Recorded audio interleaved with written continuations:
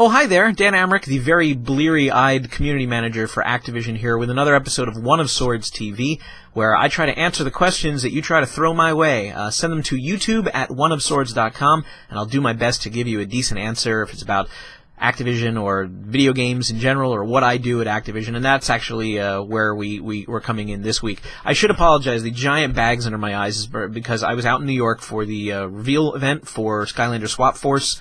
I was working very, very hard while I was there, trying to get a lot of stuff done, and I'm just exhausted from, the last 72 hours. So I'm glad that this week's question is an easy one that I can answer without too much effort. It's from Paranerd on Twitter, and he says, how do you schedule interviews? Do you plan them ahead of time? Do you go ask the person directly, or do you need the company's approval before you can record one?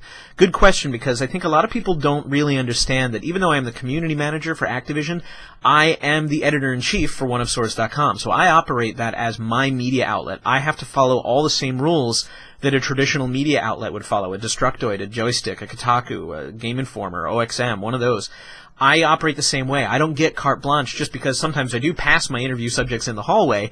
Their time is valuable. I still need to go through the proper channels. So I ask for permission from PR. Can I speak to this person about this game that's in development? I'd like to do something with them on the podcast, or I'd like to do an article on it. And that person may not be available. I have been turned down pretty recently, asking people if I can speak to them about a game that they're working on, and they're like, we're driving towards a milestone. I just can't afford the time. I'll talk to you later on in the year. And, that makes me feel good as a gamer because I want them to be focused on doing what it is that they were hired to do, which is make the best game you possibly can.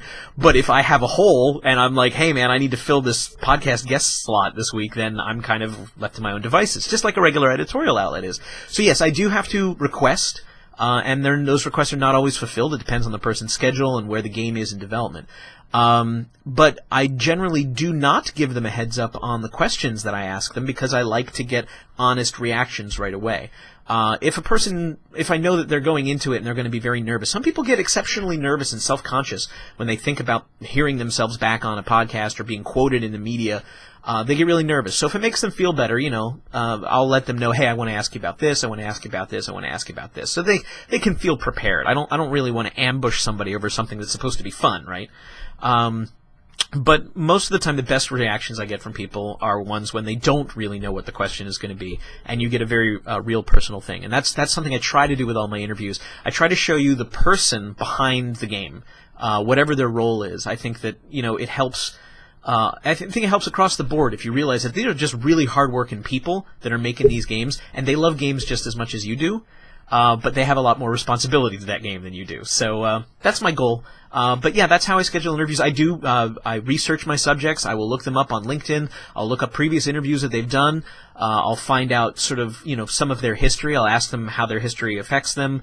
And I will do the full thing because I'm a media outlet, and I feel like that's part of my responsibility is to get a good interview, not just, hey, tell me what your marketing plans are. Nobody wants to hear that.